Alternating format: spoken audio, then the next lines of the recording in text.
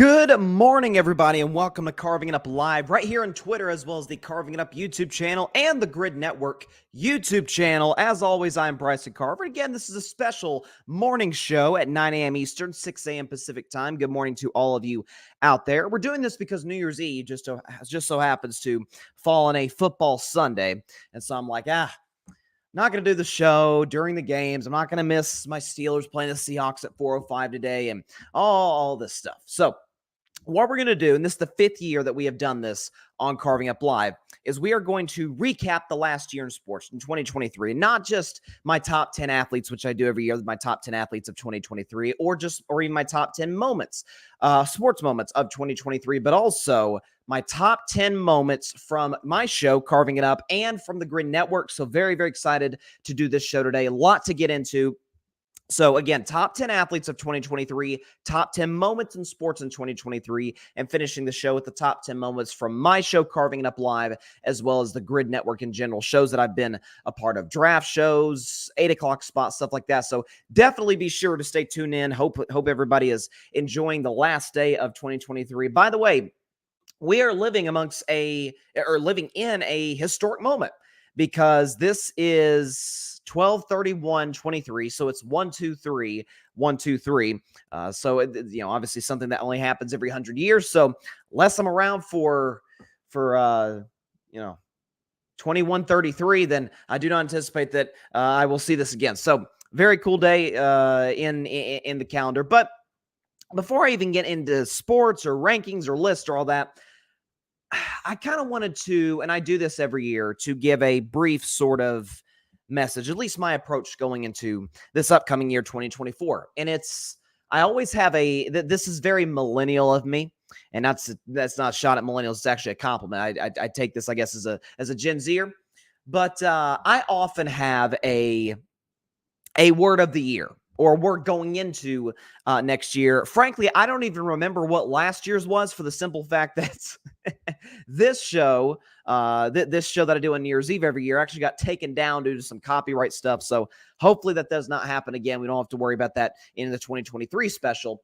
But my word this year is going to be commitment. And here's why. So, this year has been a year very similar to that, certainly in the last 3 months. Many of you know that going into the football season around late August, early September, that I set a goal, because I was hovering around a little below 200 subscribers on YouTube.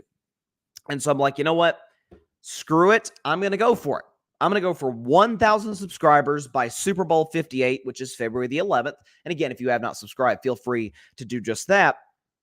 But I was thinking, you know what? The show isn't maybe doing what I want it to do in terms of the success and how many people are tuning in. I'm like, you know what? Some of that falls on me.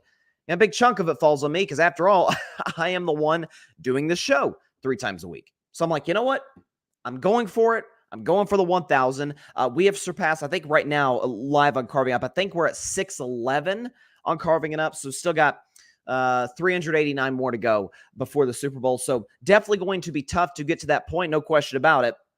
Still believe we can get there. But even if we don't, that to me is the beauty of setting lofty goals, is that even if you come up short of it, if you bust your butt, you put in the work, you put in the commitment. Again, my word of the year, 2024, commitment. You can get to that point. You can get to whatever goal you have set for yourself. And that's kind of my mindset. Also, for me personally, trying to take better care of my body, being more attentive to a workout schedule and things of that nature. So like different things to be committed to. 2024, everybody, not just 2024, but every year, New Year's Day, everybody's flooding the gyms. Everybody's, whatever that is for you. If you get to February, March, July, doesn't matter, and you have a passion that you want to go for, man, go for it. But it takes the commitment. It takes the attention to detail. It takes the effort. And that's really kind of my mindset going into 2024. Obviously, in the last 3 years, we've seen a lot. We've had a global pandemic. We've had, obviously, in this country, United States of America, we've had a lot of division and back and forth and whatnot. And of course, I'd be remiss if I didn't mention the fact that this upcoming year is an election year. So, listen, it's going to be, kind of up and down in terms of hopefully how we discourse with one another. Hopefully it's more civil than it has been in years past. And so that's just kind of my mindset going into 24 is commitment.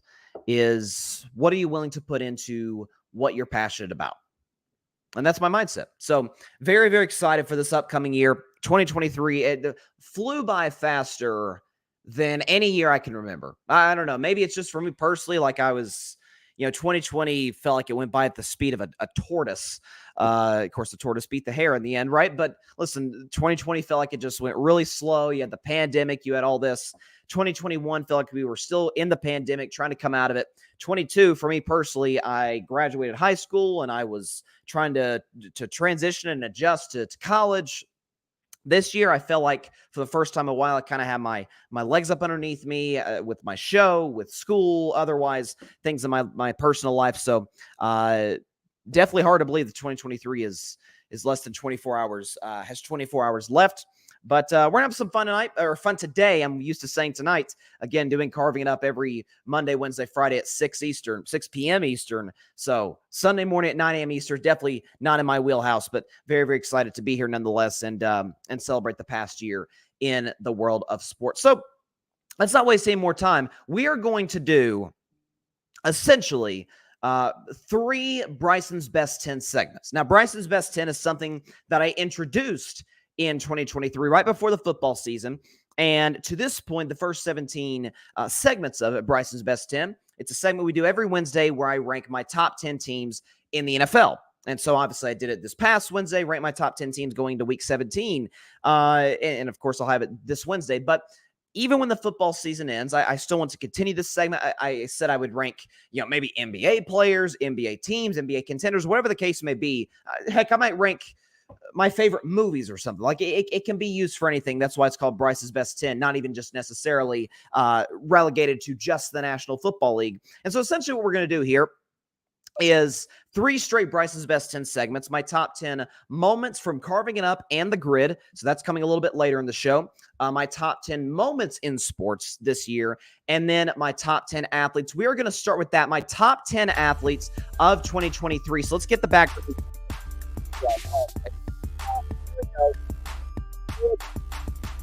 New Year's Eve special on Carving It Up. All right, Bryson's Best 10, my top 10 athletes of 2023 going into next year. So at number 10, he was actually on this list 2 years ago. He makes his return. It is my man, Rain Dakota Prescott. Dak Prescott is the 10th best athlete from 2023, and here's why. So Dak's 2023 got off to a little bit of a rocky start.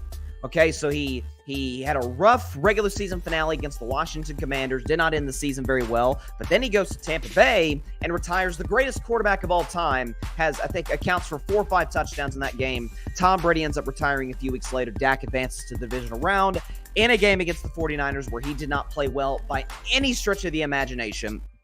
And when it was all said and done, the Cowboys ended up losing and their season came to an end. But a few weeks later, Dak Prescott won the most honorable award in the National Football League, one of the most honorable in sports, and that is the Walter Payton Man of the Year award. Dak, more than deserving. His off-the-field work speaks for itself in terms of his commitment to mental health, to community relations, all these different things, social justice. So shout out Dak Prescott, more than deserving of that award. But he comes into 2023, and the narrative is, listen, led the league in interceptions last year while only playing 12 games. You have that component onto it.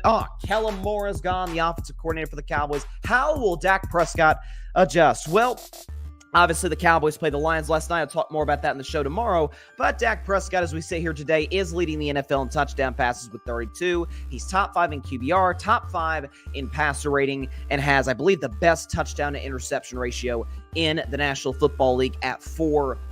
So turnovers haven't been the problem. He's led one of, if not the best offenses in the NFL, despite not having a real true number 2 receiver, a real true receiver in general outside of CeeDee Lamb and no running game to speak of. Dak Prescott had a very impressive 2023, especially given his circumstances. Dak Prescott, the 10th best athlete of 2023. Let's go to number 9.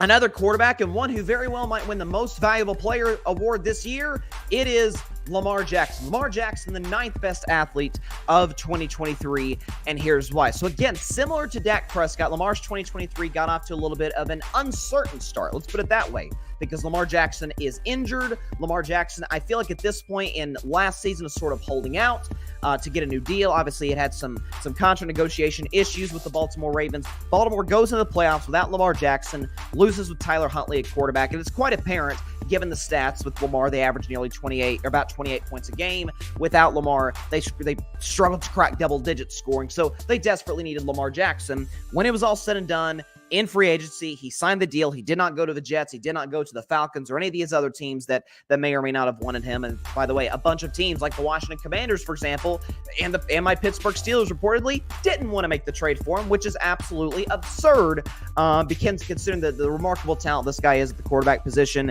He's having a season this year, 9 wins. 9 of the Ravens' 12 wins this season. This hurts me to say as a Steelers fan, but I got to be objective. 9 of the Steelers' 12 wins have come against a team with a winning record. Lamar Jackson we know his value to the Ravens is unbelievable in the passing game, in the running game. Getting a new offensive coordinator, Tom Monken, has changed things for the better for Baltimore. So shout out to Lamar Jackson. Lamar is the 9th best athlete of 2023 and very well could win the MVP in the 2024 calendar year. And we'll see where the Ravens go in the postseason. Moving on to number 8, the 8th best athlete of 2023, a guy who had an underrated year and did not get, in my view thus far, has not gotten the credit he deserved for what he did this year and really last season. At number 8, it is Jimmy Butler. Jimmy Buckets, the 8th best athlete of 2024, and here's why. So we've all known Jimmy Butler throughout the course of at least the prime years of his career to be kind of around that 12 to 15 best players in the NBA. But the fact of the matter is, in that 2 of the last 4 years, Jimmy Butler's at the Heat to the NBA Finals. Okay, so everybody got on more of the Lakers than the Heat, but they got on the Lakers and the Heat in 2020. It's a Mickey Mouse championship. This despite the fact that every single player that participated in the bubble in 2020 said, yeah, it was brutal. Hats off to the Lakers for winning it and the Miami Heat for even getting to the NBA Finals. It was brutal. Well, Jimmy Butler, with the Heat as an 8 seed, upset the number 1 seed Milwaukee Bucks, who had won more games than anybody last season, to get to the second round. He ended up go on to I think upset the New York Knicks in the second round, winning that in 6 games. They're up 3-0 against the Boston Celtics. Boston comes back somehow, improbably ties the series up. Miami goes into Boston, wins a Game 7. They lose in the NBA Finals to the Denver Nuggets, but nonetheless, what Jimmy Butler was able to do with, I think, 4 or 5 undrafted players on the Miami Heat. Obviously, Eric Spoelstra, we know the Hall of Fame level head coach he is. Bam Adebayo, we know what he brings to the table. What Jimmy Butler was able to do with this Miami Heat squad coming out of the Eastern Conference, and by the way, even though they lost in 5 games to the Denver Nuggets, could have easily pushed that series to 6 games, despite being the far inferior team to Denver. Jimmy Butler, a very, very impressive postseason run and an impressive 2023 in general. He looks to get the Heat back in position to contend for a championship. Jimmy Butler, the 8th best athlete of 2023. At number 7, moving to tennis now, it is Coco Gauff. Coco Gauff is the 7th best athlete, of 2023, and here's why. So Coco had a massive 2023, particularly in September, when she won her first ever majors title at the U.S. Open in New York. She became, I saw this today, the first teenager to win the U.S. Open since the great Serena Williams in 1999. So what Coco Gauff has been able to do, by the way, beating the number 2 player in the world just to do that. We remember when she came on the scene at age 16 years old. I believe she was 16 years old to beat Venus Williams. She was barely a teenager and knocking off one of the greats in the history of the sport. So Coco Gauff has a very, very bright future ahead of her. Looks to potentially be the face of certainly American tennis, if not worldwide tennis. Right now, she is currently, at least after that win in the U.S. Open, the number 3 female tennis player in the world. Shout out to Coco Gauff. Unbelievable start to a career and many more major titles to come. Coco Gauff, the 7th best athlete of 2023. One of my favorite athletes coming up at number 6, it is Caitlin Clark. Caitlin Clark is the 6th best athlete of 2023, and here's why. So listen, the effort and the intensity and the showmanship that this woman brings to the table with the Iowa Hawkeyes is unbelievable. It's fun to watch. But Caitlin Clark leading Iowa. Listen, those of us who watch college hoops, we knew how great this kid was. But what she did leading Iowa to the national title game in the 2023 women's NCAA tournament. I saw this today. She averaged 32, 10, and 5 on almost 50% shooting. 32, 10, and 5, almost 50% shooting to get Iowa to the national championship game. Again, they did lose to LSU, but Caitlin has not missed a beat thus far. She is right now, just recently, became the 5th all-time leading scorer in the history of women's basketball. She's the Steph Curry of the women's game. I'm talking college or pro, WNBA or college basketball. We know she's going to dominate the WNBA when she gets there, but her shooting ability, she could pull up from the parking lot. She's great at getting her teammates involved. She's active, especially for to be a guard. She's active on the board. She's active on the glass. Not a bad player defensively, and we know she likes to walk that walk and talk that talk. And she, as well as these other great women's players like Angel Reese, Haley Van Lith, etc., have been great for the sport. Paige Beckers at UConn. Women's basketball is officially back, especially women's college basketball, which I find personally to be a better overall product than the men's college game right now. Just the shooting is night and day. Women, listen, I'm a shooter in playing pickup, so maybe that's why I appreciate what these women are able to do, especially Caitlin Clark. She's going to continue to dominate this year for Iowa, and no reason to believe 2024 will not be a great year for Caitlin Clark. Caitlin Clark, the 6th best athlete of 2023. Moving now into the top 5. At number 5, a guy who's often on this list, LeBron James. LeBron James, the 5th best athlete of 2023, and here's why. So LeBron, early this year, obviously the Lakers weren't that good. Didn't look to potentially be making a playoff chase, but on February the 11th, 2023, LeBron James broke a 39-year record once held by the great Kareem Abdul-Jabbar and broke the NBA's all-time scoring record. By the way, doing so, I think scoring 36 points in 3 quarters. Didn't even need the 4th quarter to break the record. Did it at the Crypto.com arena with all these great Lakers players in attendance. Broke the all-time scoring record, is just continuing to add to it. Ends up leading the 7-seed Lakers to the Western Conference Finals. They did get swept by Denver, but LeBron's come into this year, literally just turned 39 years old yesterday. Happy birthday, LeBron James. And is averaging darn near 30 points a game on about 50% shooting, over 50% shooting. So LeBron's efficiency is still incredible. His ability to score the basketball, get teammates involved, and really in spurts still play pretty decent defense is unbelievable. We've never seen longevity like this in the NBA in our lifetimes, and really even ever, and only Tom Brady can say that he put together a better resume than LeBron James in terms of longevity, or as good or better as LeBron. What he's doing is unbelievable. Has the Lakers in year 21 in position to compete for a championship. LeBron James, the 5th best athlete of 2023. Moving on to number 4, going back to the quarterbacks in the National Football League. At number 4, it is Patrick Mahomes. Mahomes, the 4th best athlete of 2023, and here's why. So you talk about Patrick Mahomes, we all know, despite the fact that he's having a down season this year, he is still far and away the best quarterback in the National Football League. I don't care what anybody says, I'll take him over anybody. This year, leading the Kansas City Chiefs to their 3rd Super Bowl title in franchise history, his 2nd in the last 4 years. He also, in this calendar year, due to what he did a season ago, won his 2nd ever league MVP. So what Mahomes was able to do last year with no Tyreek Hill, on a bad ankle, basically all playoffs long after suffering the injury against the Jaguars, beating Jacksonville in the playoffs, who was red hot at that point, beating the Cincinnati Bengals, who were favored on the road coming into that game, and who had at that point been 3-0 against Patrick Mahomes, and then in the Super Bowl against the number 1 pass defense in the NFL, puts up 38 points, leads the Chiefs to a Super Bowl title, and many thought that any sort of shot they had at a dynasty might have ended when Tyreek Hill walked out that door. Patrick Mahomes said, "No, as long as I'm here, we always got a shot." So Patrick Mahomes, hats off to him. And what he did this year, MVP, Super Bowl, and listen, it's been a down season for him and the Chiefs, particularly offensively this season, but I would not be shocked in the slightest if a year from now, on New Year's Eve 2024, we're having a conversation saying, well, somehow, some way, the Chiefs found a way to win the Super Bowl. Mahomes got ring number 3. I believe he's already the 4th greatest quarterback of all time, behind only Brady, Manning, and Montana, or Brady, Montana, Manning, in that order.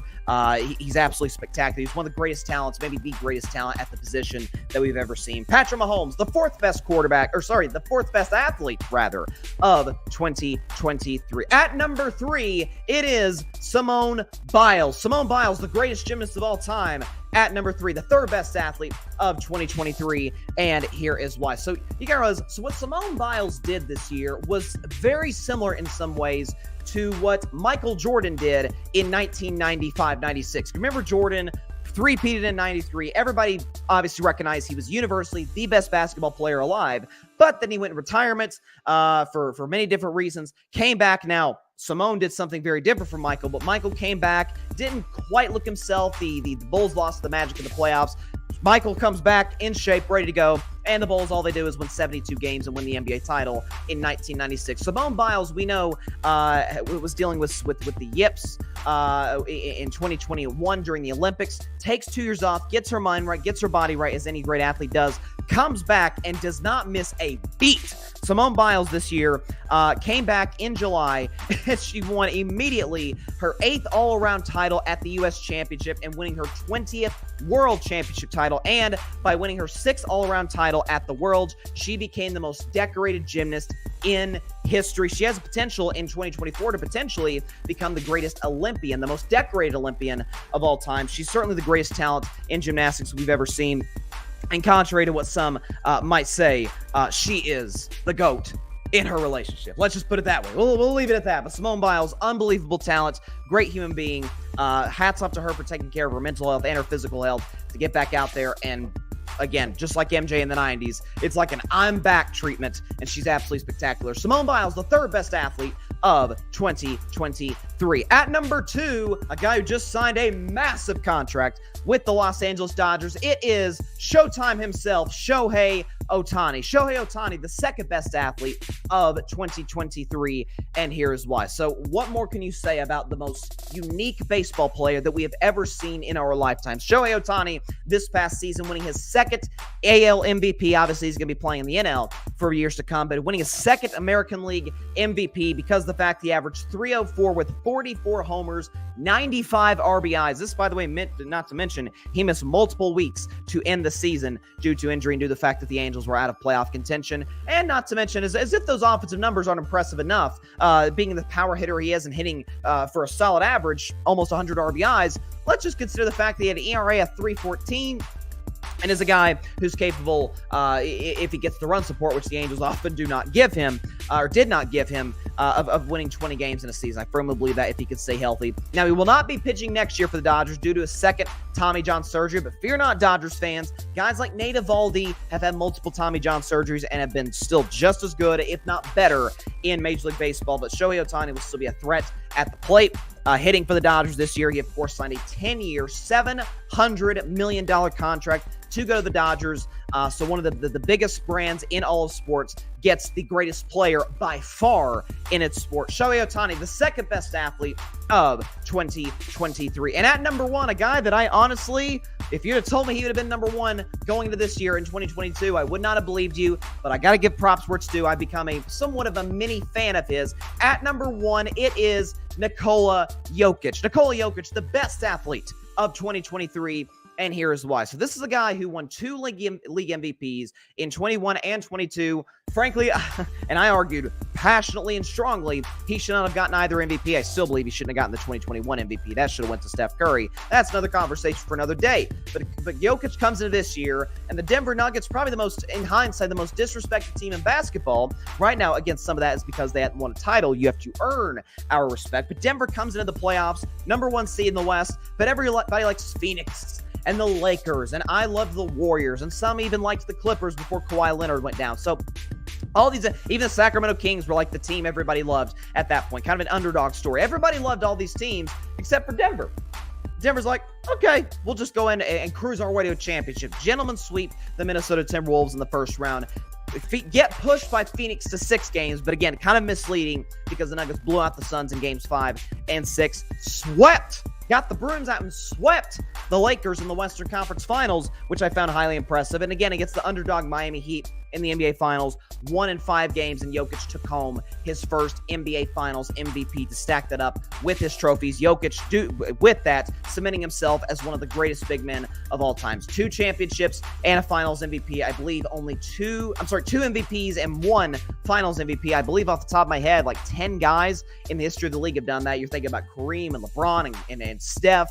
Moses Malone is in that class as well. Magic Johnson. So some of the greatest players of all time have been able to cement themselves as multi-time MVPs and a champion. Hats off to Nikola Jokic. He is the best athlete of 2023. We had some great ones across sports. Excuse me. There's no doubt about that. So before we get to our top 10 moments in sports of 2023, let's go back and look over the list from 10 to 1. So from 10 to 1, best athletes of 2023. So I've got Dak Prescott, Lamar Jackson, Jimmy Butler, Coco Gauff, Caitlin Clark, LeBron James, Patrick Mahomes, Simone Biles, Shohei Ohtani, and Nikola Jokic at the top. If memory serves me correctly, because again, my show last year did get taken down due to copyright, so hopefully we can avoid that this go around. I've taken the necessary precautions to do so. But if memory serves me correctly, I think Steph was my best athlete of 2022 because he obviously led my Warriors to a title, and he won the All-Star Game MVP, Western Conference Finals MVP, NBA Finals MVP. And put together a pretty darn solid resume for 1 year. Graduated Davidson, hosted the ESPYs. So what Steph did in 2022 was highly impressive. And the very same could be said about all these athletes. But I thought Nikola Jokic at the top was the most impressive. So shout out to those incredible athletes, those incredible men and women. And listen, 2024, we're going to have even more material because we got the Olympics, baby. And we got the Olympics in Paris. And me personally, I cannot wait to watch Team USA men's basketball because of the fact it looks like you're going to get all the guys. Steph Curry and LeBron's going to come back for one more Olympic run. And Kevin Durant, who's probably one of the greatest Olympians, Olympic basketball players that we've had here in the United States. Going to be very fun. Jason Tatum, I'm sure, is going to be there. Joel Embiid, I believe, is eligible to play for Team USA. So that team is going to be absolutely stacked. And so cannot wait for the Paris Olympics this upcoming summer. So going to have even more material and some more great athletes for 2024 a year from now. But those are my top 10 athletes of the year. Very excited. Obviously, everybody feel free. Chime in the comment section. Let me know what you think about my rankings list for my top 10 athletes of 2023, as well as my upcoming segment right now. So Bryson's Best 10, just did my top 10 athletes of 2023. Now I'm going to do my top 10 moments in sports in 2023, and we had some great ones. There's no question about that. So let's go and get started. Bryson's Best 10, my 10 best sports moments from 2023. At number 10, a championship here, the Texas Rangers winning their first title in franchise history against the Arizona Diamondbacks. An incredible postseason run by the Rangers. The Rangers winning their first ever title, World Series title, is at number 10, and here's why. So, obviously, the Texas Rangers were a team that just 2 years ago was abysmal. Lost over 100 games, and despite having a gorgeous new ballpark, Globe Life Field, and listen, we know the Rangers in 2011 came so close to winning World Series, just a strike away from beating the St. Louis Cardinals before David Freese did his thing in the bottom of the ninth inning in Game 6, and the Cardinals go on to win Game 7. So for the Rangers to come into this postseason blowing, I mean straight up, darn near choking the AL West division at the end of the regular season, to come in, dominate the postseason, particularly in the ALCS, taking on the defending champion Houston Astros, down 3-2 with Game 6 and a potential Game 7 in Houston. Texas doesn't blink. They go into Houston, win Game 6 and 7. They beat the Arizona Diamondbacks in the World Series. And what I loved about Texas's championship is that they proved the theory of, once again, you do not win championships in sports, so in the modern time, if you are not aggressive. Of course, you've got to draft well. Of course, you've got to have a good farm system. We're talking about Major League Baseball. But you also got to be aggressive in the trade market and in free agency. Bringing in guys like Marcus Semien and Nate Eovaldi and the World Series MVP, Corey Seager. By the way, bringing in Jacob deGrom, who didn't even pitch for them for the majority of the year due to injury. Hopefully he's able to come back and dominate next year. But this Texas team had an awesome rotation, a bullpen that was questionable at best in the regular season, but really came on in the postseason, an opportunistic offense. And so hats off to Texas. Pitching was off the charts. We know you need that to win a World Series title. Shout out to that fan base. First title after all these years of heartbreak. The Texas Rangers winning their first World Series title is my 10th best moment of 2023. At number 9, I swear this would have been higher if this team had won the series, but it was just a crazy, crazy moment. Derek White's buzzer-beating, game-winning shot in Game 6 against the Miami Heat in the Eastern Conference Finals. That is at number 9, and here's why. So, Derek White, we forget oftentimes the historical significance of certain moments just because of how a series goes one way or the other. Obviously, Boston down 3-0 against the Miami Heat. They look dead in the water. No team we know in NBA history has ever come back from a 3-0 deficit. But Boston Celtics remain resilient. Props to them. They win games 4 and 5, go into game 6 against Miami on the road. It's close. Boston looks like they're in control for most of the game, but all of a sudden, Jimmy Butler, my 8th best athlete of the year, goes on this crazy one-man scoring tear, hits 3 free throws to put the Miami Heat up by a single point with just a few seconds left. The inbound goes to Marcus Smart. He takes a 3. It barely misses, rims in and out. And Derek White comes in out of nowhere without being boxed out by Bam Adebayo. If you go back and look at the replay, gets the putback, puts it in, gives the Celtics by the skin of their teeth a Game 6 win. And the reason I still have it in the top 10, despite the fact that they went on to lose Game 7 in blowout fashion to the Miami Heat at home, is the fact that Derek White is only the second player in NBA history to hit a game-winning shot, a buzzer-beating playoff shot, when trailing with your season on the line. So, again, obviously, if he'd missed that shot, Boston would have went home a game earlier in Game 6. Only Michael Jordan can say that. Of course, we remember the iconic shot against the Cleveland Cavaliers back in the day, back in Jordan's prime. Derek White, the only other guy to, when facing elimination, down, hitting a buzzer-beating shot, or really putting back a buzzer-beating shot, if we're being honest, to save the Boston Celtics season. Even though they went down to Miami in Game 7, this moment obviously would have been way higher if Boston somehow gone on to win the championship. But hats off to Derek White as well. And for even more impressive that he just let it go and went bald. Shout out to Derek White. The 9th best moment of 2023 is Derek White hitting a game-winning buzzer beater in Game 6 to beat the Miami Heat. At number 8, maybe one of the biggest pop culture stories that just so happened to intersect with the wonderful world of sports. Taylor Swift and Travis Kelce's relationship is the 8th best moment, really moments or time period, I guess you could say, era, as one would say, in 2023. And here's why. So we know Travis Kelce obviously is arguably the greatest tight end of all time. He's up there with the greats like Gronk, Tony Gonzalez, Shannon Sharp, Antonio Gates, etc. And what he's been able to do in his career. But Travis Kelce, listen, he may be popular in NFL circles, but let's just say that dating the most famous woman in the world has not exactly hurt matters and putting him on a different stratosphere. Obviously, we know that this started out in the summer with Travis going to one of Taylor's concerts, and he wanted to speak to her, but reportedly Taylor doesn't like to talk before concerts, likes to preserve her voice. She does do 3-hour shows, so you understand that, getting herself ready mentally and physically and vocally for that matter. But she sent her a friendship bracelet. We know Taylor loves her friendship bracelets, her and her family and the Swifties out there. And so Taylor would later say in an interview, like, man, this guy's got guts. I like this dude. She shows up in week 3 with the Kansas City Chiefs destroying, dominating, demolishing the Chicago Bears in week 3. She's there in the building. It's been an unbelievable story ever since around pop culture. Everybody's talking about it. Listen, Taylor Swift, obviously, I don't think another human being had a better year than Taylor Swift. So shout out to her and shout out to Travis Kelce. They're great relationship. Listen, I don't know if this is gonna be long term. I don't know if Tony Romo's the man of predicting things before they happen. He's multiple times referred to Taylor Swift, accidentally, I assume, as Travis Kelce's wife. Who knows? Maybe Tony saw something in the future once again that we didn't see. But Travis Kelce, Taylor Swift, their relationship, it's fun, guys. Let's have fun with this. Is the 8th best moment of 2023 in the world of sports. At number 7, and the college football diehards aren't going to like this, but I loved it.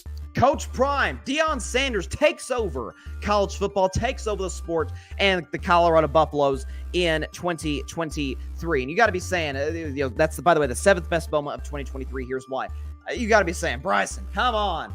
I mean, Colorado didn't make a bowl game, and they were 4-8, and who cares about Colorado? Well, evidently a lot of people cared about Colorado because the simple fact that, if I could pull this up here, that Colorado was the 3rd most watched team of 2023.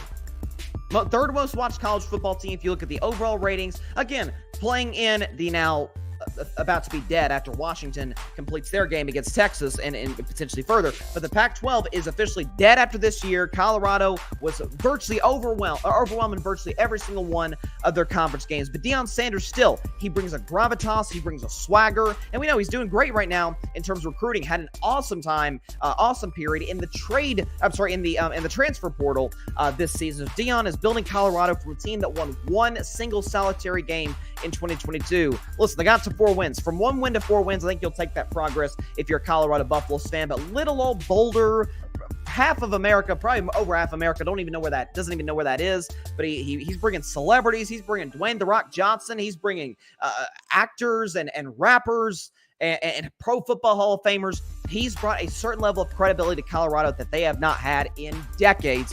Deion Sanders taking over college football. Listen, as Deion said after the Buffaloes lost to Oregon this year, early in this past season, he said, if you want to get me, you better get me now before I get my guys in this building.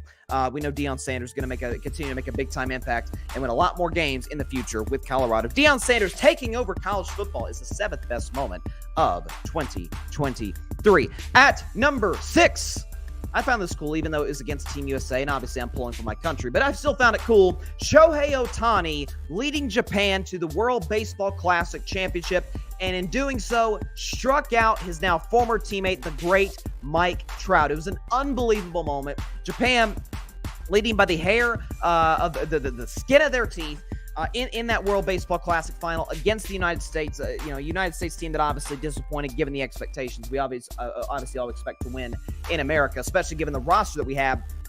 But you couldn't have written it better if you wrote screenplays in Hollywood.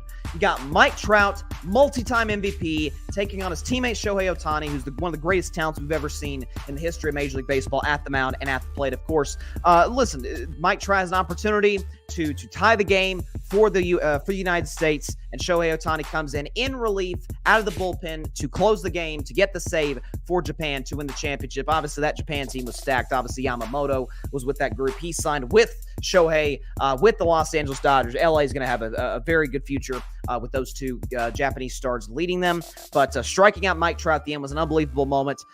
Listen, if Trout had homered off of Shohei and USA had gone on to win, probably would have been higher in the list because obviously I got some American bias. I can't lie. I wasn't happy that we lost to Japan, but nonetheless, it was an epic moment. It was a really cool moment between two of the greatest players of this generation. In the case of Shohei, potentially, when it's all said and done, might be the greatest player ever. I'm just going to tell you right now. Shohei Ohtani striking out Mike Trout in the World Baseball Classic to win the championship for Japan is my 6th best moment of 2023. Moving into the top 5 now. At number 5, Tom Brady's emotional retirement video on that beach in Florida. Tom Brady at number 5. Tom Brady's retirement video at number 5. Here's why. So, listen, Brady's resume speaks for itself. We can wax poetic about the 7 Super Bowl titles, the 3 MVPs, the 5 Super Bowl MVPs, the fact that at year 22, the second to last year of his career, he was in the MVP race at age 44. Comes back for age 45. It's a disappointing year for Tampa Bay. They go 8-9. They do win the weak NFC South, but they get blown out by Dak and the Cowboys in the wild card round. And a few weeks later, Tom Brady on February 1st, 2023, announces his retirement on that beach in Florida. It just kind of felt like Tom. We all know he retired early in the calendar year of 2022, but it felt clunky. There was conflicting reports. Tom denied it. Then he retired. Then he came back. It didn't feel right. A guy of Tom's caliber deserves the right, has the right to a good transition into retirement. And that video by himself on that beach in Florida just felt right. Hats off to Tom. Obviously, he's the greatest player in the history of the NFL. I've called him the greatest athlete in the history of team sports with respect to Gretzky, LeBron, Jordan, Babe Ruth, Barry Bonds, whoever you want to throw out there. I'll take Tom over all of them, even the greatest of all time, because of what he did in his career. He deserved that retirement. And Tom seems to be enjoying retirement. He's got his podcast. He's got other business ventures. It looks like next year he's going to be working for Fox as a color analyst. So shout out Tom Brady. Really just a fitting moment for that retirement video. Tom Brady's retirement video, the 5th best sports moment of 2023. At number 4, and we forget about this because this happened almost 365 days ago, almost a year ago to the day, but Nyheim Hines of the Buffalo Bills leading or walking or returning a kick for a touchdown just 6 days after the near tragedy with his teammate DeMar Hamlin. So that's one of those moments with DeMar Hamlin that we'll always remember where we were when that happened. It's the scariest moment I've ever witnessed in sports. And, the man briefly died for a second. And so you give all the love and adoration and praise to the medical staff who attended to him. And obviously DeMar right now is playing football miraculously, is doing well. God bless him. I know Joe Flacco and Baker Mayfield are having really great seasons. I get that, but this feels like an outlier year. Give the Comeback Player of the Year award to DeMar Hamlin. I don't care who that pisses off. Give the Comeback Player of the Year to DeMar Hamlin with respect to guys like Flacco and Baker Mayfield. But when you look at this game for Buffalo, Okay, this is an opportunity for them to set themselves up in good playoff positioning. They're playing a Patriots team that if the Patriots won, New England's in the playoffs. And the first play of the game, Jim Nantz on the call, the great Jim Nantz on the call, said it's one of those calls that just gives you chills as Nyheim Hines is running for a touchdown on the first play of the game on opening kickoff. Jim Nantz says, and I quote, "This is storybook." To do that for Damar Hamlin, obviously all his Bills teammates are wearing a number 3 patch, and the fact that Damar is doing so well, it's just a great feel-good story. And by the way, Nyheim Hines, twice as nice, returned another kick for a touchdown in the second half, which is just, I don't know if that's ever been done in NFL history. If it has, it hasn't been recent. Nyheim Hines returning not one, not just the opening kickoff, but 2 kickoffs for a touchdown in the Bills' first game since the Damar Hamlin accident is my 4th best moment of 2023. At number 3, it is the Denver Nuggets winning the first championship in franchise history, winning the NBA Finals, led by Nikola Jokic. The Nuggets winning the 2023 NBA Finals is my number 3 moment of 2023, and here is why. So obviously, again, as I mentioned with Jokic earlier, when you consider Denver's run, when you consider many of the doubts that surrounded Nikola Jokic in terms of his ability, can he lead a team to a championship? Was that MVP warranted? All the questions that surrounded this basketball team, and they went in and clean house, took care of business. Michael Malone doing a great job as a head coach. Obviously, Jokic, Jamal Murray coming back from injury, from a torn ACL, having a big-time postseason run. They had guys in the offseason like Kentavious Caldwell-Pope. Aaron Gordon was already there, had the best season of his career. This is a Nuggets team that even today, this season, looks to be in a good position to potentially go back to the NBA Finals, a chance to go back-to-back. But the Nuggets, again, taking care of the Timberwolves in 5 games in the first round, getting pushed by Phoenix to 6 in the second round, but again, they blew out the Suns in games 5 and 6, so that series was not as close as one might think. Sweeping LeBron, AD, and the Lakers in the Western Conference Finals, and gentlemen sweeping the Miami Heat in the NBA Finals for again, Nikola Jokic to become one of the 10 greatest big men of all time. 2 MVPs and now Finals MVP, and I think at that point, at that game, the Game 5 and the entire series, entire season in totality, as well as his previous track record, cemented, I shouldn't say cemented, that's a award subject to change or a title subject to change, but put Jokic for the moment as the best basketball player on the planet. And as Jokic said after the game, job is done, we could go home now. So shout out to the Nuggets, shout out to that fan base, the first title in franchise history. Denver Nuggets winning the NBA Finals, their first title in the history of their franchise, is my number 3 moment of 2023. At number 2, Patrick Mahomes leading the Kansas City Chiefs to their 3rd Super Bowl title in franchise history and the Chiefs' 2nd title in the Mahomes era. Chiefs winning this year's Super Bowl is at number 2, my 2nd best moment of 2023, and here's why. So obviously, it was, I think we often let that controversial ending, and by the way, I didn't find it that controversial. James Bradberry grabbed the jersey of Juju Smith-Schuster. Clearly, it wasn't even close, so let's just put that aside for a moment. But the Kansas City Chiefs, Mahomes, we knew, was already injured, had that bad ankle coming into the game, and at the end of the first half, re-aggravates it, and so we're thinking, the Eagles are up 10 points at the half. It's like, oh man, Kansas City might be in some real trouble here if Mahomes isn't able to go. Oh, Mahomes was able to go all right, leading 3 straight, not 1, not 2, 3 straight touchdown drives to put the Chiefs in front. And after Jalen Hurts led the Eagles to a tying drive in the Super Bowl to tie the game at 35-all, Patrick Mahomes, in doing so with his legs on a bad ankle, runs the Kansas City Chiefs down into field goal range. Yes, there's the pass interference with James Bradberry on Juju Smith-Schuster. Everybody complained. It's ticky-tack. He grabbed him. He pulled his jersey. I always say, do not throw flags, do not call penalties or fouls, etc. in the last 5 minutes of a game unless it's blatantly obvious. That was, look at the replay, Eagles fans, before you get mad at me. Bradberry grabbed Juju. The Chiefs, led by Harrison Butker on the special teams, hit the walk-off field goal, and the Chiefs won their 2nd Super Bowl title. After losing Tyreek Hill, everybody doubted this football team.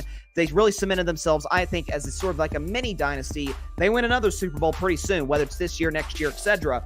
They could really cement themselves as really the next dynasty, the next NFL dynasty, following what the New England Patriots did for 2 decades. Best quarterback on the planet, best head coach on the planet, at least last year. We'll see about this year. The best tight end on the planet, defense making plays when they had to. That was a really cool Chiefs team to watch and a really great moment for the city of Kansas City. The Chiefs winning Super Bowl 57 is the 2nd best moment of 2023. And by the way, it came against the Philadelphia Eagles. So Philly lost the Super Bowl. That made it even better. At number 1, the best moment, in my view, in sports in 2023, was LeBron James breaking the NBA's all-time scoring record on February 7th, 2023 with, you see right there in the picture right there for the viewing audience, with Kareem Abdul-Jabbar in attendance. LeBron breaking the all-time scoring record is my number one moment of 2023, and here's why. There are certain records in sports, mostly in baseball, the home run record now held by Barry Bonds, who is the true home run champion, by the way.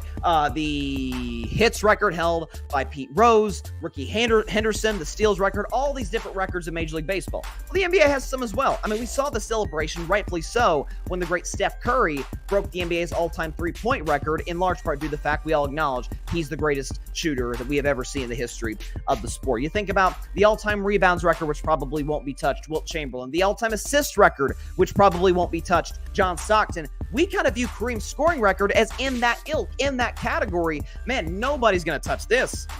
And LeBron James, 18-year-old drafted by the Cleveland Cavaliers out of high school, called the chosen one at age 16, says, I got this. And LeBron is not even known for being a scorer. Heck, if you ask anybody, who's the greatest scorer of all time? You get many different answers. Michael Jordan, Kareem Abdul-Jabbar, heck, some even say Kevin Durant. I've called Kevin Durant the most skilled scorer of all time, not the greatest. But LeBron, who's not even a scorer by nature, yet and still being great at year 20, averaging almost 30 points a game, on February 11th, 2023 against the Oklahoma City Thunder, with Kareem in attendance, with Magic there, with all the great Lakers players, the commissioner of the NBA, Adam Silver, celebrities, Denzel, etc. LeBron James hits the shot to put him in the all-time scoring record, breaking a 39-year record held by Kareem Abdul-Jabbar. And the fact of the matter is, again, we talk about this being seemingly an unbreakable record. What's LeBron going to do to it now? LeBron's going to surpass 40,000 points. We know that. It's going to be a virtually untouchable record in the history of the NBA. So shout out to LeBron James, the all-time scorer in NBA history. LeBron breaking the all-time scoring record, passing Kareem Abdul-Jabbar, is my number one moment in sports in 2023. What a moment that was. Great stuff. And excuse me, that was the only downside I found to it, is the fact that it was a late, hold on, let me pull this up.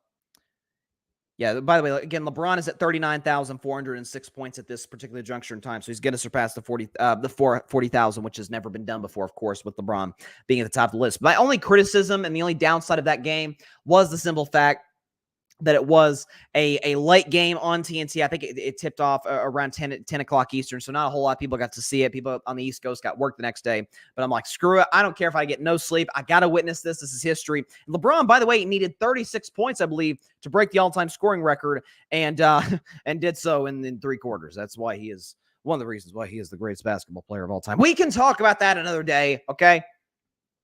Shout out to LeBron. Shout out to all these athletes, all these great players, coaches, and fans that made up some of the best moments in sports in 2023. Very, very fun stuff. And it was a great year in sports in terms of the moments. So normally I would, at least in years past, I would do this list. I would do the top 10 athletes list and then get out of here. But last year, because the fact, excuse me, the Carving Up has obviously in the last few years become a video show, YouTube, Twitter, etc. I decided last year to do my top 10 Carving It Up moments of 2022.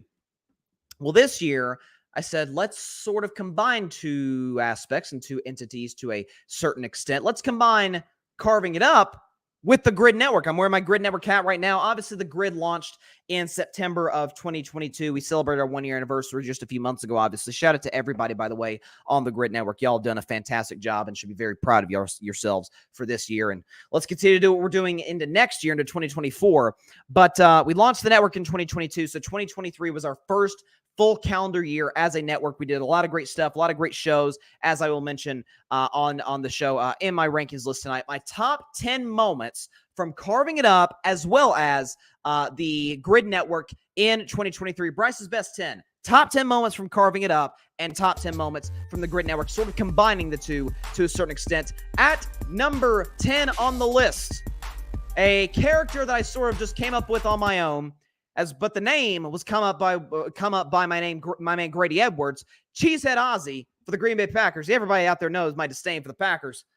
Take a listen.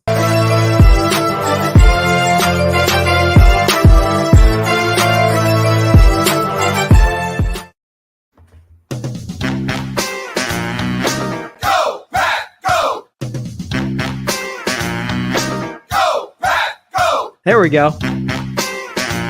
There we go. There we go. How's everybody doing out there? Good evening, everybody, and welcome to Carving Up Live right here on Twitter, as well as the Carving It Up YouTube channel and the Gryd Network YouTube channel. As always, I'm Bryson Carver. At least to briefly start this show, Cheesehead Ozzy is making his second consecutive appearance. He's been around on the show a lot these days. I don't know what it is. Maybe it's just the Packers are losing a lot, and not just losing, but losing in prime time, and Jordan Love struggling by the week more and more so. We'll talk about that in just a second. You know, y'all might be wondering how I have a cheesehead in my possession. It's not mine. It actually belongs to my sister, who some of y'all might know is a big-time Packers fan, and we go back and forth. I don't like the Packers that much. That's how it goes. I don't like the Packers. But listen, I lost a bet to her last year. It actually ended up making my top 10 moments of 2022. I lost a bet because I thought Dak Prescott would lead the Cowboys to win in Green Bay. He did not. The Packers came back, won the game on a walk-off field goal in overtime, and I had to wear a cheesehead. Doofus me bet that this wouldn't happen for a week. I had to wear a cheesehead on my head, on my show, all week long. It was humiliating. So I'm like, let's make, what they say, make lemonade turn your lemons into lemonade, so to speak, or make your message to a deeper meaning thus far. But I'm like, okay, let's make this into something fun. Cheesehead Ozzy. It was a name that my man Grady Edwards came up with. Shout out to Grady. I did not come up with the name. He did. I came up with sort of the persona and the character. And who knows, Cheesehead Ozzy very well might be showing up tomorrow if the Packers fall tonight to the Minnesota Vikings to ring in the new year. But it's been a fun little sort of segment that I've done. Been very, very fun. I see my man Patrick Brown. He says, I have a feeling what number one is. I don't know if you do, Patrick. We shall see. You just got to tune in, stay tuned, and see what happens. But Cheesehead Ozzy, my number 10 moment from Carving It Up / The Gryd in 2023. At number 9, this was not fun. This was another bet that I lost. This is the first. I don't lose many bets to Barry Grant Jr. I don't. I've got the upper hand on him right now, but he got the best of me this day. I had to wear a Lakers jersey on the show if the Warriors did not win the championship in 2023. Well, doggone, and by the way, that bet was made before the season. Well, doggone it, as it turned out, it was the Lakers who knocked out the Warriors in the second round. You won't see Barry here. You will see me miserable in a Lakers jersey. Here you go. The music, cut the music.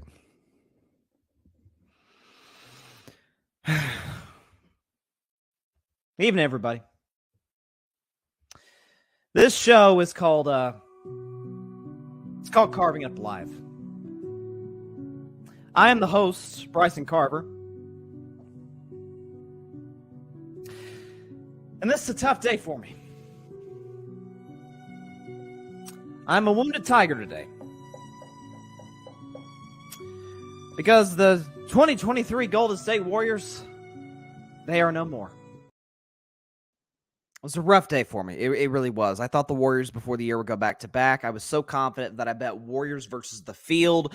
And I forgot, bets like that are not made unless you're an overwhelming favorite, like when the Warriors had Steph, Kevin Durant, Klay in his prime, Draymond in his prime, a great bench, Steve Kerr, obviously. That simply was not the case. The locker room chemistry was disjointed from the jump when Draymond Green and Jordan Poole had their incident. Now, as we sit here today, the Warriors are 2 games below 500. Jordan Poole is fortunately out of the building, but Draymond Green is suspended right now. Steph Curry has virtually no help to speak of, and the Warriors need to make some big time moves at the trade deadline and otherwise in the offseason, or you could risk losing Steph Curry still playing at peak level at age 35, going at age 36. It was not a good moment. It was not a fun show. And Barry came on later to rub it in. Speaking of Barry, he's part of this next moment. My number 8 moment of Carving Up Live / The Gryd Network is when, after LeBron James broke the all-time scoring record in February, I'm like, you know what? I can't find any more. That's the greatest player of all time. I don't care what anybody says. I'll debate anybody. Bron versus Jordan. I'm like, I've run out of arguments. Well, this is me telling Barry, who's a longtime LeBron fan, longtime guy who said LeBron's the GOAT. He didn't see it coming. Here you go. I wanted you to be in the building when I said this because I didn't tease this on social media or anything. Maybe I should have. But I've got a little bit of a mini announcement to make. You ready for this? Yeah. I can't fight anymore. LeBron James is the greatest player of all time. I can't. I can't fight anymore, Barry. I'm running out of arguments. You win. You win. You I was listen. I was not expecting that, but I ain't gonna lie to you, man. You just made my weekend. So thank you very much. Thank you very much for making this old man, this miserable man, very, very happy right now. So I appreciate that.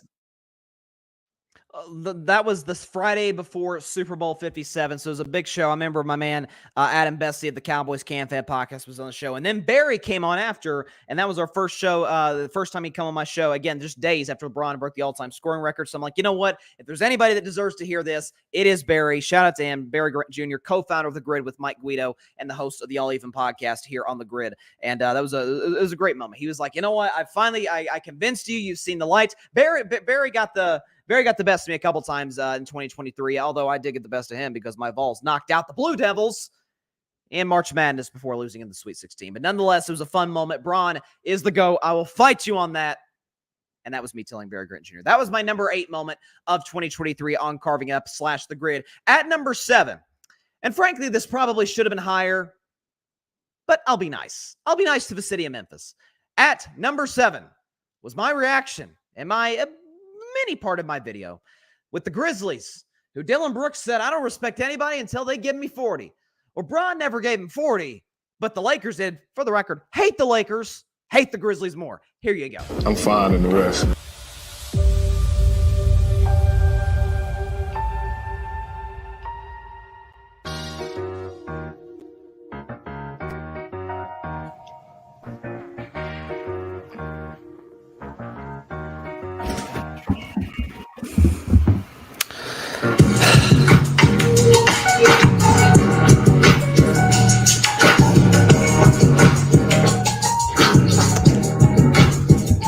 I live in Tennessee. I know a lot of my friends in Memphis are down in the dumps right now. So to my friends in Memphis, Tennessee, this one is especially for you.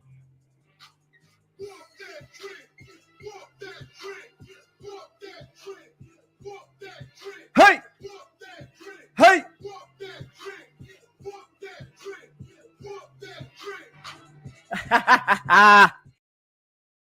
You know, the Bible says pride goeth before us destruction and a haughty spirit before a fall. It was fitting because of a Memphis Grizzlies team that at that point, and still today, had accomplished virtually nothing. In the Ja Morant era, they won a grand total of 1 playoff series. And that was before taking on the greatest player of all time, his sidekick, Anthony Davis, who I dubbed Coin Flip Davis because he can be heads one day and be great, be tails the next and be terrible. He rarely has an average night. 80 is usually amazing or awful. Well, in this series, overwhelmingly, he was amazing, as was LeBron, particularly in Games 4 and Game 6. The role players for the Lakers showed up, and Ja Morant, who infamously said, I'm fine in the West, you heard in that little soundbite there. And Dylan Brooks, I don't respect anyone until they give me 40. Well, what do you know? The Grizzlies went out in 6 games by 40 points in Game 6. It was beautiful to watch. It was beautiful to watch. Now, hindsight, this moment would have been higher if my Warriors had beaten the Lakers. It hurts a little bit because I'm like, maybe I should have rooted for Memphis to win so that had they beaten the Lakers, I know the Warriors would have knocked them out. But this whole thing about a Warriors-Grizzlies rivalry, it's what? Cute. You beat us in a play-in tournament game when we didn't have Klay Thompson. Congratulations. You should have a party in Memphis. Listen, he said there's a parade inside my city. You can have a parade about that. Knock yourself out. You could celebrate. You can hang that play-in tournament banner. The Grizzlies can. But I enjoyed every last second of that. And not to mention too, you got to realize I wasn't even in a great mood because Steph Curry. That was the day after he dropped 50 to eliminate the Sacramento Kings in Game 7.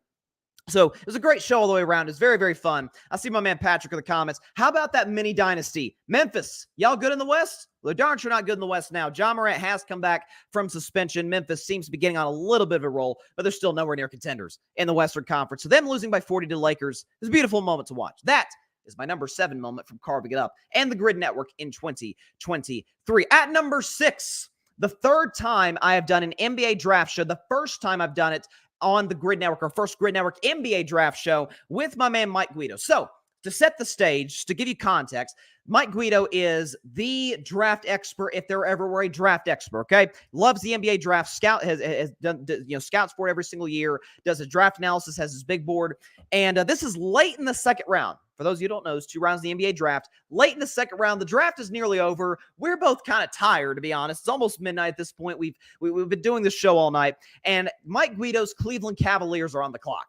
And there's this kid by the name of Imani Bates. We remember high school superstar, had some off the field stuff, off the court stuff in college, but was on the board. And Mike Guido had him, if memory serves me correct, as the 6th best player on his board, when most people, due to legal stuff, had him as a second-round pick. Mike Guido said, I think he's the 6th best player in the draft. Well, as it turned out, here's what happened. Okay, here's the pick by Cleveland. Imani Bates. Imani Bates. No, it's not. Yes, it is. No, it's not. Is it really? Serious. I'm dead serious. It's Imani Bates. Yep. Oh my God! Let's go! Yes! Oh. Yes! We're clipping this up for social media. Bryson Carver. Oh my goodness! My dream came true. Are you kidding me? Imani Bates. Let's go. Bryson, let's go. Oh, I'm so fired up. This is a beautiful moment. Listen, Mike Guido and I have gone back and forth. He's a Yankees fan. I'm a Red Sox fan. He's a Cavs fan. I'm a Warriors fan. So, you know, as we often joke all the time, we really shouldn't be friends, but we are. Mike Guido's a great, great guy, co-founder of the Gryd Network. Frozone Guido, as we call him in the 8 o'clock spot. But listen, he was excited. It was like the culmination of all this hard work, and he had seen a talent when nobody had seen it, and it's his team who drafts Imani Bates. It was a really funny moment during the show. Had a blast with them. Cannot wait for next year's NBA draft show in 2024 with Mike Guido, who's our NBA draft expert, really our draft expert in general, obviously, although our guy Ryan Flowers, who has a show, by the way, an hour from now. Be sure to check his stuff out, Clutch Sports Talk. Ryan Flowers is our NFL draft expert. Mike Guido's our NBA draft expert. That was a really cool moment. Mike Guido's reaction to the Cavs drafting Imani Bates is the 6th best moment from Carving It Up and from the Gryd Network. Sticking with Gryd moments and sticking with draft moments. At number 5, moving to the top 5 now, is the entire NFL draft show at the Gryd. Obviously, and listen, I hosted. We had numerous people from the Gryd, not from the Gryd, multiple people in the building. There's a lot of great moments to choose from throughout the night. One of my favorites was Alfred Parsard Jr., here, our guy here at the Gryd. Shout out to Alfred. Just trolling Will Levis all night. And we know the memes with Will Levis, his girlfriend, and all the stuff that went on, and he didn't get drafted until night 2, and Alfred was just trolling him all night. But here's another moment. Alfred is involved when the Atlanta Falcons take Bijan Robinson. This reaction is kind of symbolic of what the entire night was like with our draft show. It was a blast, those guys. This was personally my favorite moment. When the Atlanta Falcons took Bijan Robinson, this was our reaction, starting with Alfred. Wow! Who? Look at that face. Whoa! What? Bijan Robinson? No, actually, I wasn't surprised with that pick. I was not surprised at all with that. Wow! I hear y'all going crazy. Wow! So I guess my draft is over. I don't want to do this anymore. Good night. What? I don't want to do this anymore. I don't want to do this anymore. I'm good. As a Cowboys fan, I'm sick to my stomach. I'm sick to my stomach. But you know what? Wow, that came out of left field. Crazy moment. I think it caught a lot of people off guard. The Falcons taking Bijan, but it was a great night. Again, Alfred to me was the star of the draft. His reaction to the Jets draft picks. There was a reaction later by Barry and Mike and Ryan, the Cowboys fans, the building, to the Cowboys drafting Mozzie Smith rather than a tight end, which they kind of needed. Jake Ferguson's been good for Dallas this year, but they could have used a tight end. It just all the great moments from start to finish. Obviously, CJ Stroud thus far has been the superstar thus far from that first round. He'll probably win Offensive Rookie of the Year, either him or Puka Nacua from the Rams. But great night. NFL draft show at the Gryd Network. Had a blast with those guys. Cannot wait once again to do a draft show in 2024. Hopefully to host it with some of the best and brightest talent in the business. The NFL draft show at the Gryd Network. My number 5 moment from Carving It Up and the Gryd in 2023. Something that happened a couple months ago makes my number 4 spot, if I could speak English today, on New Year's Eve. But listen, it was a Halloween show, and a certain Sith Lord made an appearance on Carving Up Live and took over my show for less than a minute. But he'd take over my show. He did just that. Good evening. Welcome to tonight's show. As you can see, your host will not be with us today. The Emperor has been closely monitoring tonight's show as well as its audience, and has sent me to modify it, as the Force appears to be strong with you all. I am altering this podcast in prayer to alter it any further. Join me as we delve into the dark side of the Force, explore the mysteries of the Sith, and discover the man behind the mask. If you join me, we can rule the galaxy together as podcast host and listener. This is one you certainly will not want to miss. We would be honored if you would join us.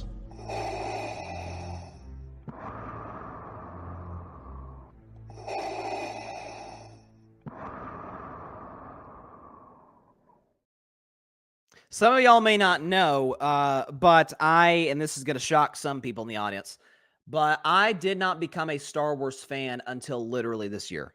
I'm not joking. I can attribute that to, I should not attribute me not watching Star Wars. Me watching Star Wars, I could attribute that to my sister. She got me into it. Now I'm hooked. Okay.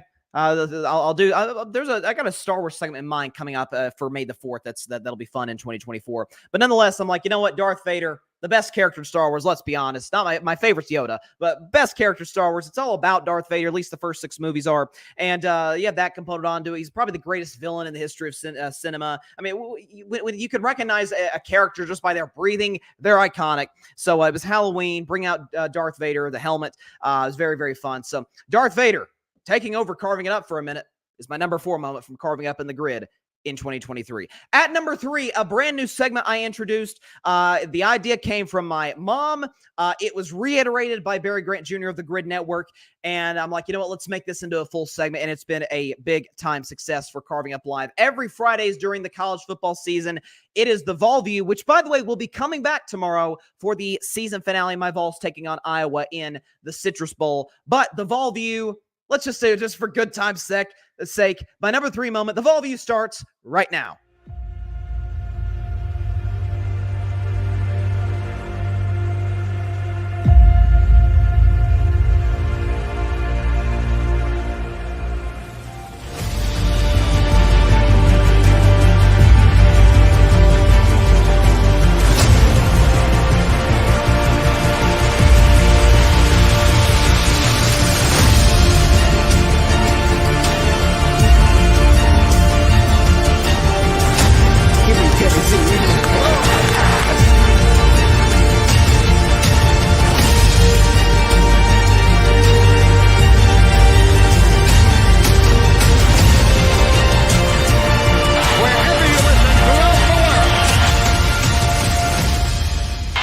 Football time in Tennessee. Gosh, I'm going to miss that segment during the offseason. Maybe we'll bring it back for basketball, men's and women's basketball, once March Madness gets closer. But listen, I'm a lifelong, born and raised Tennessee Vols fan, so to be able to bring that segment in for this past football season, obviously it will become a staple of Carving Up Live for years to come. But every Friday at 6:30 Eastern, 3:30 Pacific time during the college football season, the Vol View was a blast. It was kind of an uneven year for Tennessee. Some down games, such as against Alabama, certainly against Florida. That was a disappointing one, especially given how Florida finished the season, to Georgia. There were some other tough losses in there, but some great wins, like against South Carolina and against Kentucky and other teams like that. So it was a fun season nonetheless. It's good as a Tennessee Vols fan for the team not to just be in the top 25, but somewhat relevant back in the mix. Hopefully we continue to improve beyond that. Recruiting is going relatively well thus far. So go Vols. The Vol View was a fun segment. And again, it will be back tomorrow morning for Carving It Up Live in the new year. So very excited to kick off that way. But the Vol View coming to Carving Up Live is my number 3 moment of Carving Up Live / the Gryd Network. At number 2, the newest addition to the Gryd Network, not a person, but a show, is the 8 o'clock spot. We debuted the 8 o'clock spot on August 1st, 2023. And here's the first 44 seconds of the 8 o'clock spot. Take a listen.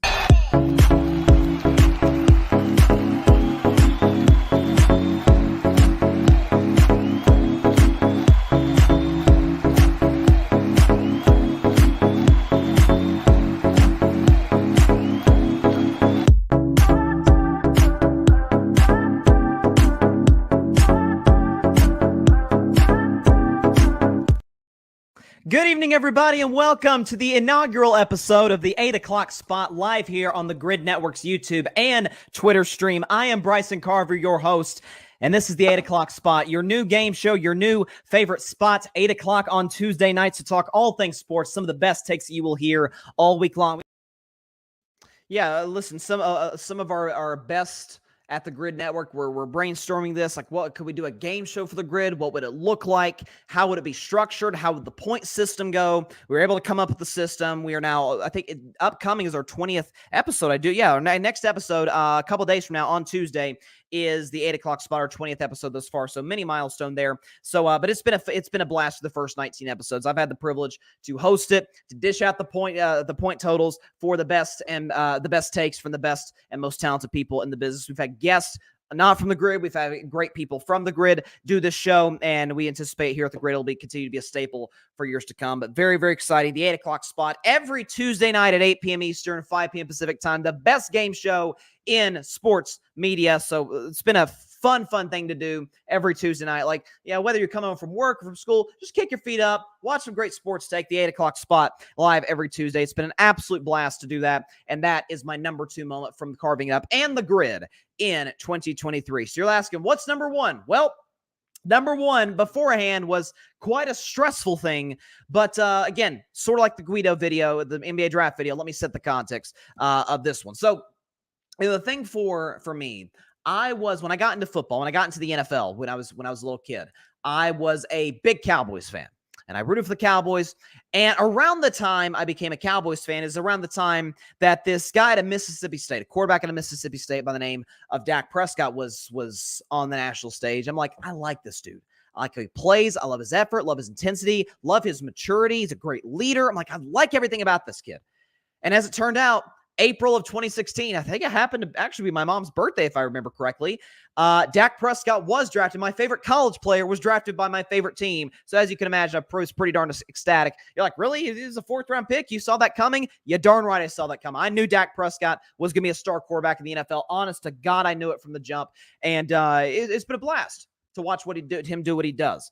But around 2020, Dak was in the midst of a pretty rough contract negotiation with Jerry Jones with the Dallas Cowboys. As it turned out, Jerry did not give Dak the contract extension that he was looking for and franchise tagged him. 5 games into that year, Dak Prescott broke his ankle, compound fracture. It was a nasty, nasty injury, and missed the rest of that year. I'm like, you know what? That's it. I'm done. I'm out as a Cowboys fan. They did my guy dirty. Now, to this day, going into 2024, I still pull for Dak, so therefore I still do pull for the Cowboys. But I'm like, after this past season, after 2022, I'm like, I need a team. I'm a Warriors fan, Red Sox fan, Tennessee Vols fan. I need an NFL team to root for, not just one player. Because Dak Prescott, as much as I love him, he's not going to be playing the NFL one day. He's going to retire one day when it's all said and done. So I need a team. So why? But no better time than the present. And so I narrowed it down to 8 teams that I was thinking of. I know Baltimore was in the mix, the Seahawks, both LA teams. Thank God I didn't become a Chargers fan. I don't even know why I consider that one. I love Herbert, but outside of that, yee. But it came down to 2. I narrowed it down to 2. Multi-time Super Bowl champions historically. Out of the NFC, the San Francisco 49ers. Out of the AFC, the Pittsburgh Steelers. And for those that don't know my answer to the answer to that question, or how I decide, what I decided, here you go. Here's my decision from late July. After a while, I thought about it. I prayed about it. I talked to loved ones about it. And I have made my decision. The team that I have chosen to be a lifelong fan of, through sickness and through health, no matter what happens, is